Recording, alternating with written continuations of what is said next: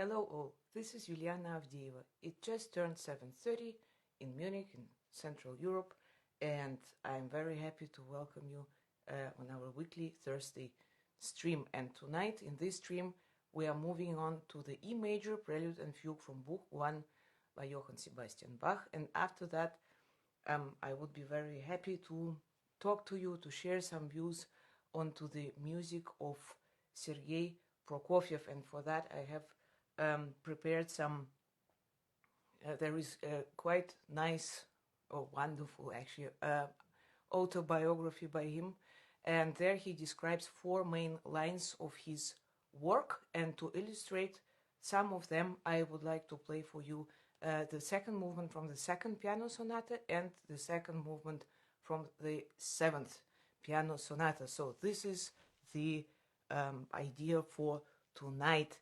Hello, hello, hello, hello Maria, hello Giovanna, Jakub, Cześć, nice to see you, and hello back to your family. Hello Giovanna and Alex, and hello Lars and Veronica, and Liz, hello. Rolf, yes, hello, nice to see you, and Alexis, I hope you're all doing well. Hi Daniel, hello Dario, Joanna, and Giovanna. So this is, yes, the Prokofiev is a composer which I would like to, or I'm delighted to talk to you after we will have a look onto the Bach's E major. Hi Kyoko, it's quite early or quite late in Japan, so I appreciate that you're here, hello. So yes, the E major tonality is basically after the dramatic E flat minor we had last week. Today we have more peaceful, very, in a way, pastoral, beautiful tonality, E major. Hello Katya, hello Maria, and Geoff, and Topol, and Akiko, and Michael, and Patricia. So E major, of course, maybe it's also because Vivaldi is using E major for his spring season. Maybe that's why it's also somehow connected with something peaceful, but at the same time also with enormous energy in it. And also in this set, in this Prelude and Fugue, also the contrast Bach is using, let's say he's using both characters of this tonality. So the beginning is very, the prelude is more, yes, more quiet, more still, and the fugue has enormous energetic quality. So this is a great contrast in it. Kopo to Toscani, and to Guido, and Shigeru, Magdalena, Marco, hello, and Mariam. So E major, of course, is somehow, yeah, also for me is a special tonality Chopin is using somehow quite often. Well, what means somehow? He uses the E major quite often, and also for a very special mood. Of course, the second movement and the third movement of the first piano concerto of E minor concerto, the romanze, is also very quiet, but also with a great expression.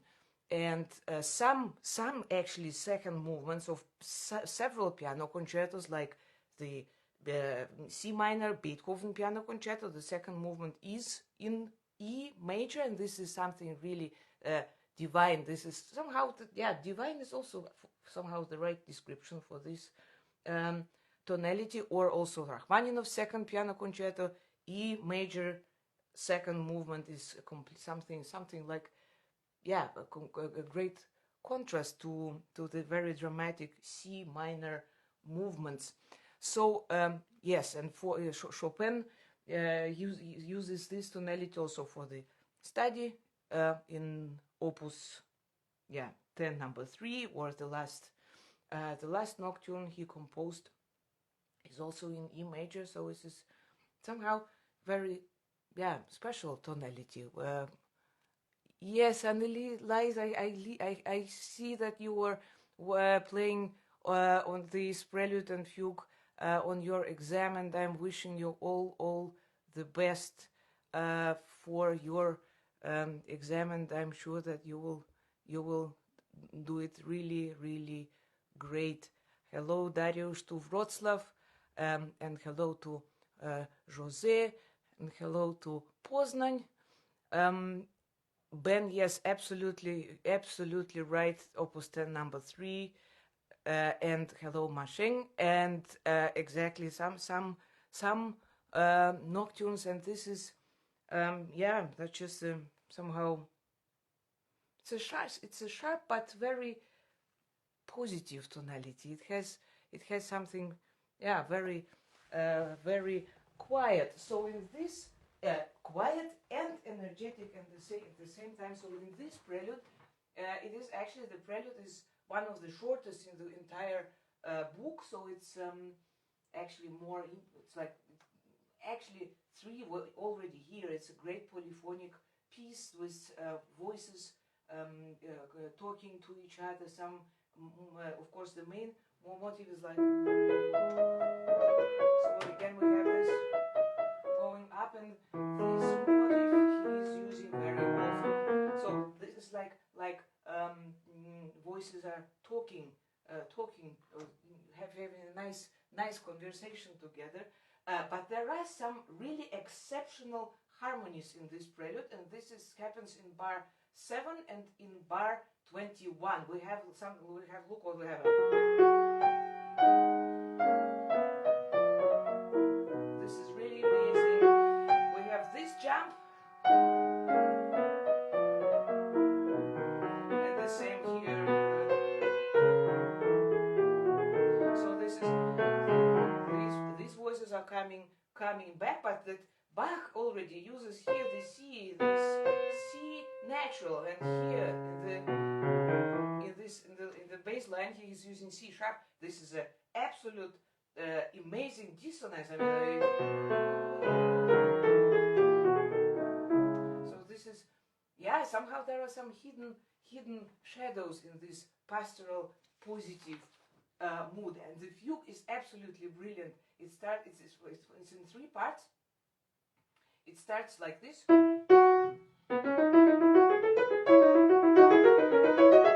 So it's in a very cheerful, very joyful mood, actually, with great energy. It also has this, in a way, perpetuum mobile principle, that there is the 16th movement is kept throughout the entire fugue. It's quite difficult, to be honest. There are some quite difficult third passages here. So it reminds me also on Chopin, to be honest, because he has also sometimes this kind of third passages, like in the first movement of the third piano sonata, or also in Andante's Pianato. So it's already, somehow, I don't know why I connect this also this fugue so much, or this set with Chopin's music. So this subject is very within this subject there is already a great contrast between this. So we have this, of course, also that it starts not on the first beat, but basically the most subjects of Bach's fugues in this book, they all very rare start on the first beat. So it is also always very important to find the articulation which shows where how the beat goes. But here it is a little bit easier because this is quite obvious. So now I would like to play this wonderful E major Prelude and Fugue from Book 1 for you by Johann Sebastian Bach.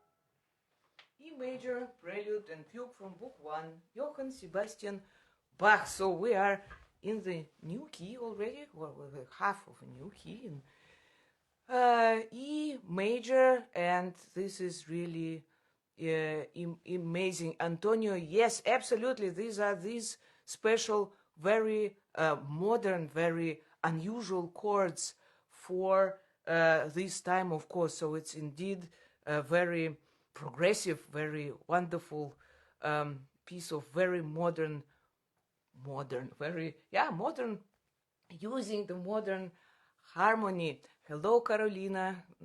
Hello, Jacopo, and hello, Gabor. Hello to Brazil.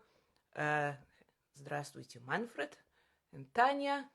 I'm sorry, my Japanese is not well enough, and I cannot read it. I wonder if I can get any translation. I will find it out for the next stream. Hello, Giovanna. Thank you, Mariam. Very, very kind. Thank you, Alexis. So now coming to another topic of our conversation today is music of one of my absolute favorite piano composers of 20th century. It's Sergei Prokofiev. Somehow, it's funny that Prokofiev was actually one of the first composers I have actually played. Well, my first encounter with his music started quite early with the pieces which are called Old Grandmother's Tales. Hello, Eyal to Israel, and hello, Danny and Yordi. So, and this music is by then made a huge impression on me. It was actually it's a set of 4 shorter pieces. They are kind of lyrical pieces, but in a very, actually they're rather dark, and his music was somehow still very, it made a huge impact on me. And there are just recently in my living room I found again his wonderful autobiography. Well, I have it here in Russian again. And somehow I was just reading again because he used to be also quite wonderful writer. He had a great talent also to put his emotions and his expressions in words, and his language is wonderful. So I'm very glad that he himself also left us something to read. Hi Wesley, I'm doing very well, thank you. I hope you are doing also fine. And hello, Olea. So yes, reading this autobiography, I again found this wonderful, for me is very inspiring passage about how he himself describes or how he sees what are the most essential, most important elements in his music. Hello, Philip. And so basically what he's talking about is he describes 4 elements, and I would like to maybe just have a little bit to demonstrate what also he, in my opinion, what he's or illustrate what he's talking about. So basically he describes it in a full, well, he was a brilliant pianist himself, of course. There are some wonderful recordings by him, well, playing himself, but also some others. And Daniel was mentioning the Rachmaninoff G minor prelude. That's absolutely amazing, very unusual. He had a very individual, very personal style. Yes, Alexis, that's absolutely right. He played his first piano concerto and was very well, he was a how should I say, he wanted to, I think he was kind of experimenting also with the with himself and with the society. So, however, there are some really. I also, as a kid, I heard quite many recordings of him also playing some other pieces, some Scriabin, or I think there are even the pictures at the exhibitions. Some of pieces they exist, but I know them only on LP, unfortunately, and I never saw them anywhere else. But anyway, he had a very, very special style, and was really brilliant, amazing pianist. Maria, yes, for the fourth sonata is wonderful. It is always very, very difficult somehow to choose only one, because they are all so different. And even if we take the sonatas 6, 7, 8, which were composed more or less in the same period, they are so different. They have the language is very different, and even that, taking the fact that number 7, number 8 are in B flat major, but it's completely different pieces of music. Do you have? I see that you like number 4, but why? What is the reason why you prefer number 4? Is there some particular place or some language, harmonical language, which you like there especially? We would be very interested to know this. Yes, the second concerto, absolutely. It's it's one of my absolute favorite piano concertos, and I hope this is the one I still would like to learn, and I hope in coming years I will fulfill my dream and play second concerto. So yes, so now I'm coming to this topic with those 4 elements, how Prokofiev himself describes them. So first of all, the first influence and the first line, general line in his, which was important to him, was the idea, the inspiration which he took from the classical period. Well, in terms of form, like sonata or concerto, he was very much influenced by Beethoven, and describes also very nicely how he remembers his mother playing Beethoven sonatas for him, and somehow it remained a very special memory for him. But also the Baroque music, of course, his love for gavotte, or this kind of genre, this kind of also orchestration, this dancing like movements. And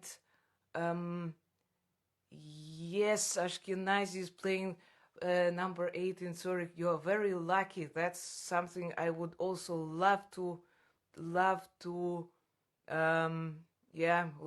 experience that. Oh, how nice, Shorty, that you heard number 2 in Palau. Palau is one of the greatest concert halls I have ever played in, and exactly I played the second sonata there. It's really I will play the I will tell you now why I will play the scherzo from this sonata today. So this is one of the main lines Prokofiev describes. So the classical influence. Then the second one, he is talking about his about himself being an innovator in several terms. And then he describes, I found that quite funny, the situation as he was quite young, I think 11 or 12 years old. Hello, Domingos. And hello, Marco. And he was, as 11 or 12 years old boy, he had I think that was Glier, who brought young Prokofiev to Taneyev, who used to be, of course, a great guru of composition by then. And Prokofiev had some of his pieces with him and showed them to Taneyev, and Taneyev was actually quite pleased and gave very positive comments. And then somehow he said, oh, but your harmonies are just a little bit simple. And this comment about Prokofiev's harmonies being too simple,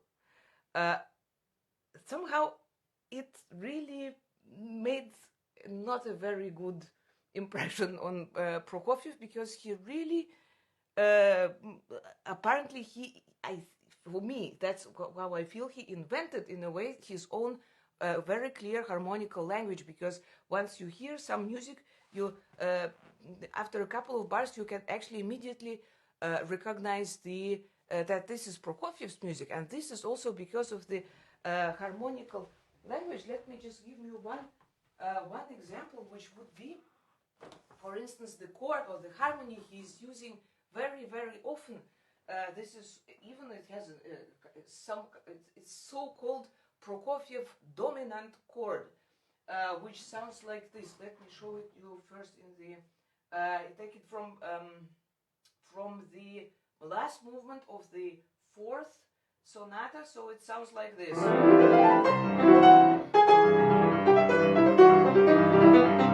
So what we have here, we have C major, and we have. So if we connect this, we have this major triad on the on the seventh scale degree. So we have B major in C major, which is, of course, actually it sounds very sharp. It sounds very bright. So because of this third, and it's so-called then super major. So it is very, very typical. It doesn't mean that only Prokofiev was using this chord. There are many other composers uses it, but no one probably was using it as regularly and in so many different circumstances. So, for instance, in the same thing in Juliet the Young.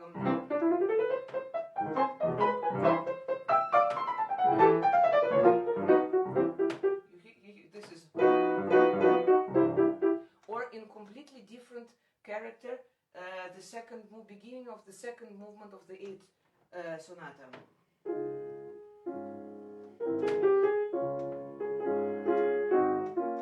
So we have again this. So this is something actually very very interesting, because of course there are, especially in the 20th century, there are wonderful also Scriabin invented quite interesting harmonies. Also Stravinsky did, but maybe no other composer was really using it not only in one work, like the Petrushka chord, which is used actually mostly by Stravinsky in Petrushka, but the entire in orchestral pieces, or also in any. It's just his language. That's how he felt. He felt music somehow, and this is just quite impressive. I don't know whether indeed there was Taniev's comment about simple harmonies, which Prokofiev was using as 11 years old or 12 years old, but somehow he indeed developed his own harmony. Hello to Macau. Dimitri, yes, you did miss, unfortunately, Prelude and Fugue, but please, now you're very welcome to discuss some Prokofiev music. So this is this innovative approach which Prokofiev had. Another element which he's mentioning separately is this toccata-like, this motor-driven, this perpetuum mobile element, which is, of course, starting with the D minor toccata, which is, of course, a brilliant master piece, and the second movement of the second piano concerto is, of course, also a kind of toccata-like music, and maybe you have some other ideas about what comes to your mind when you think about toccata like element in Prokofiev's music. I will perform for you now this piece which came to my mind. It's the second movement scherzo from the second sonata, which I very, very much like. It's a beautiful piece. It's a great piano sonata, already with a very, it's still very early period, but very, very wonderful, also with a great energy. And you know this, what I so much admire about Prokofiev as well, his music has always this such a great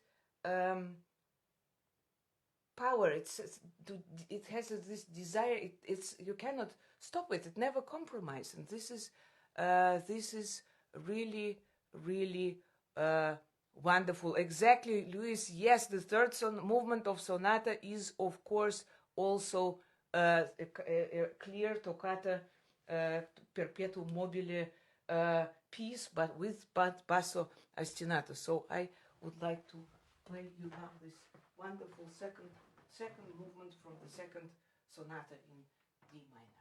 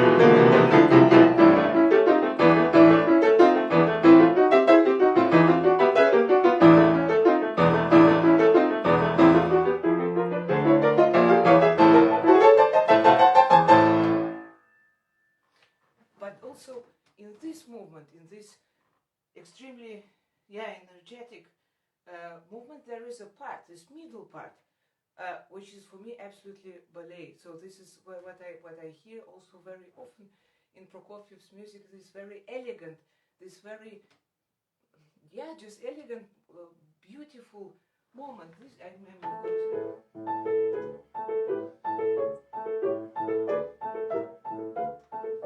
Such a great contrast. This is just wonderful, wonderful. But it's, I don't know. It's great joy and pleasure to play this. The Suggestion Diabolique.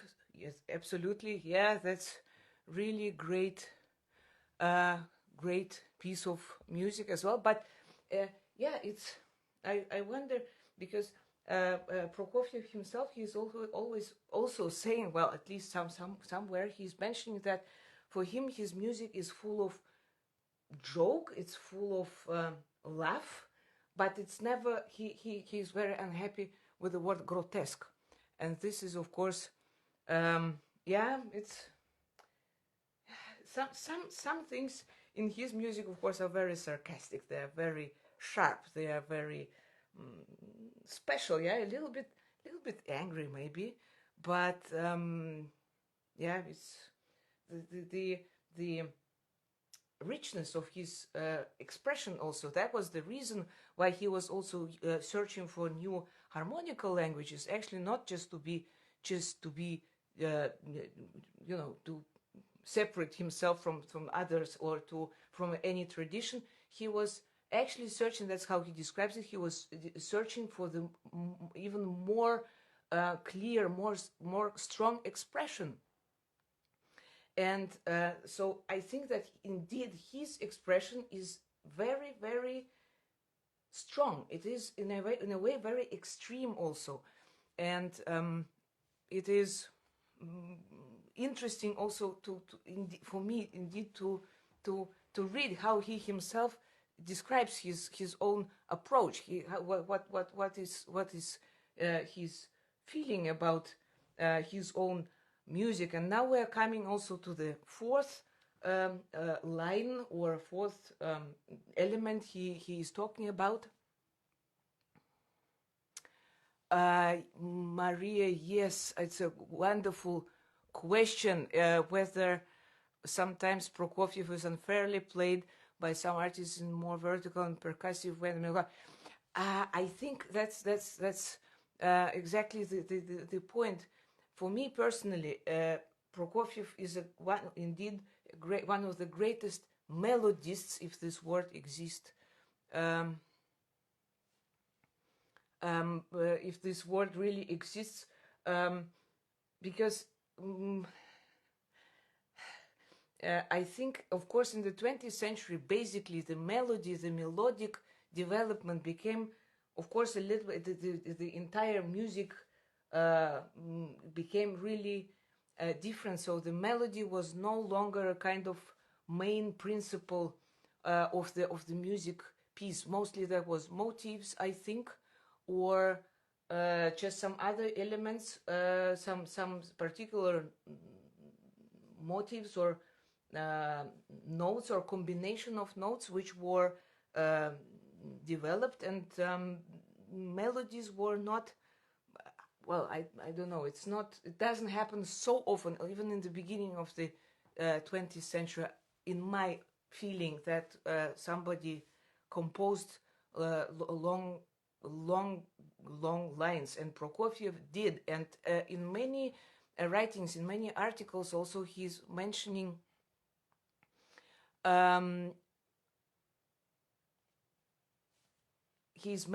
that how important the melody for the music is. Especially he's saying that the music is the soul, in a way it is the most essential element of the melody is the most essential element of music, and that's why it comes from the soul and it goes directly to the soul. So he is saying that the melodic, the meaning of melody for him is very, very important, and that's why I think that he indeed composed so many great, wonderful long lines, and he was so creative about that, because he was also a great chess player, and it was his another passion. By the way, do you play chess? I wonder if you also enjoy the chess game. So, however, he was also asked once to write an article about, with the question whether the composers, if this can happen, that the melodies will run out to the composers, that they will have no more melodies to compose. And he describes that actually with the chess. He compares that with chess, that the octave has, we have 12 keys, and so we have already 12. If we repeat, when we have one octave up, one octave down, so we have 24 keys, and if we repeat the same note, so we have already 25 possibilities to choose the second note for the melody. And then if we also use different rhythm and so on, so the melody is, the creativity for melody will never stop. And I think this is absolutely, that he composed very, very beautiful melodies in the third piano concerto. Of course, in the first movement as well, just this very beginning.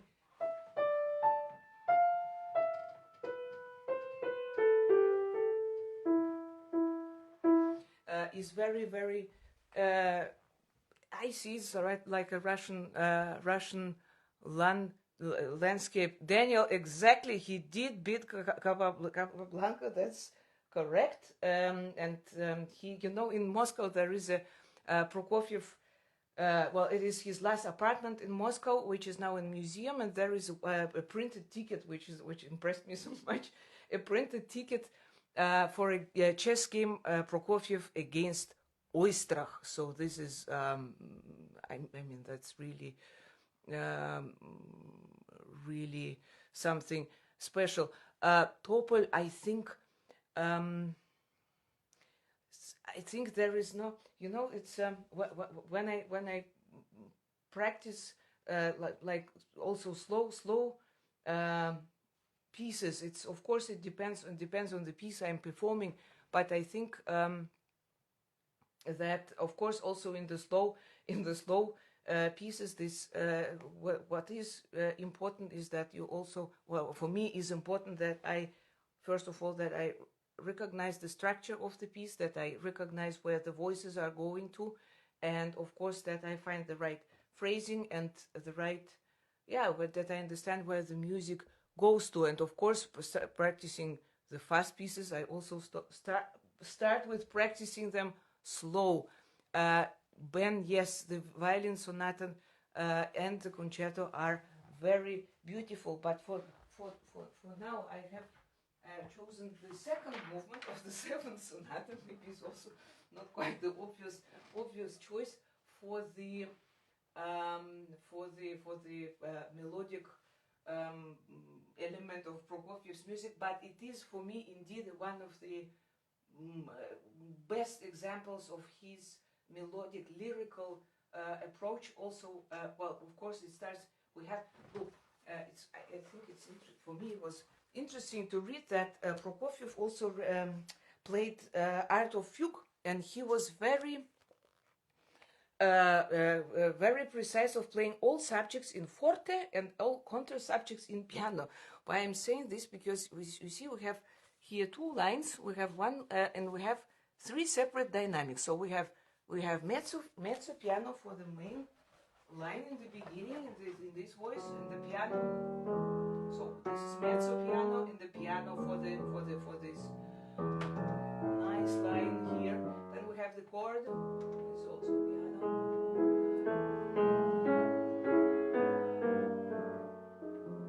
So we have the melody, which takes me it's 7 bars long. It's actually very, very long. So we have two voices here talking to each other. It's like a duet in a way. And it is very polyphonic, because also later here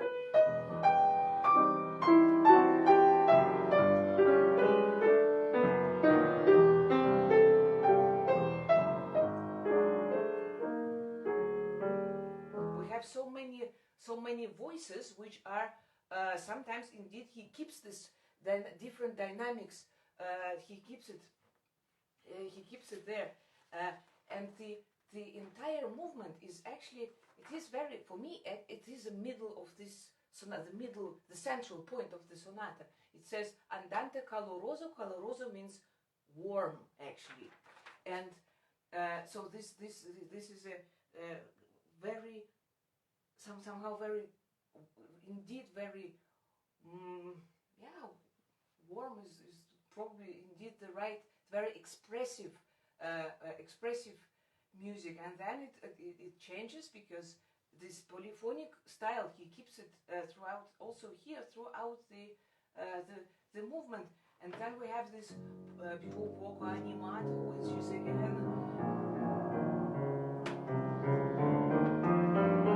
it's more agitated, but we still have those many voices, at least 4, and some chords. Then this great development, always with this very different chromatic lines, until something happens. For me, this harmony, I will tell you what I mean.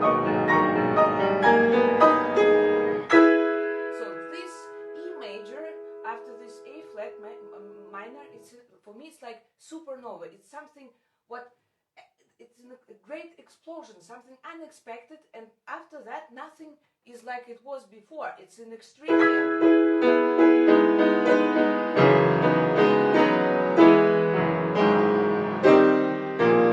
And then it becomes really very obsessive. This is something what I also find very interesting in Prokofiev's music. Sometimes he has these obsessive moments when he constantly repeats. Sometimes it's one note. Here we have two harmonies, and later it just remains this. So it is very, very somehow amazing movement, because it consists of so many different colors and characters, and of course this part.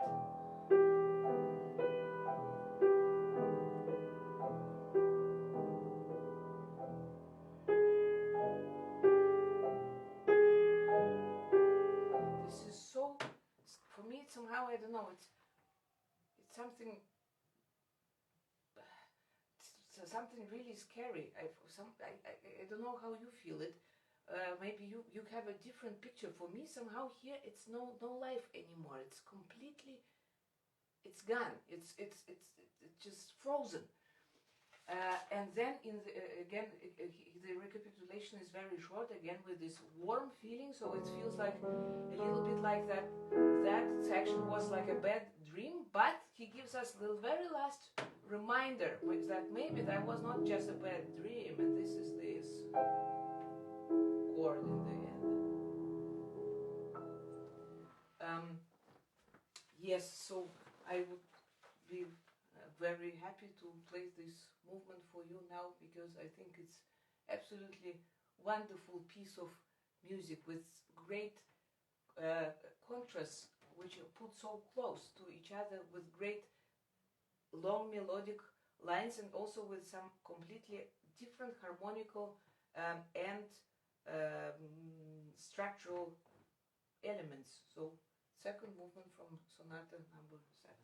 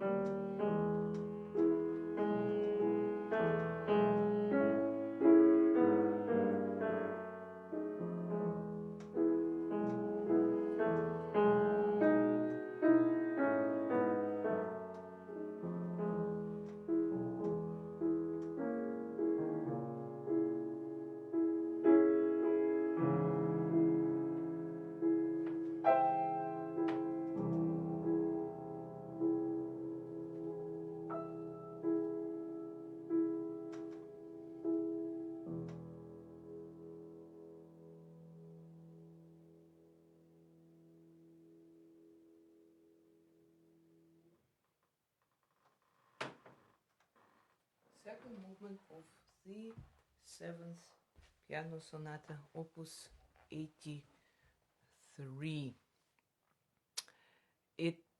Yes, exactly. The second movement of the eighth sonata is also wonderful, very elegant. Again, some dancing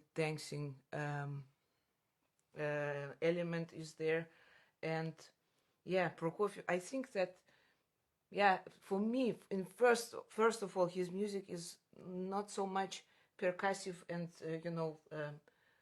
and the first element which comes to my mind when I think about Prokofiev is indeed those melodies which are somehow never-ending and very, very beautiful. Thank you very much for your great response. I'm very happy that you enjoyed this movement. Yes, and I would like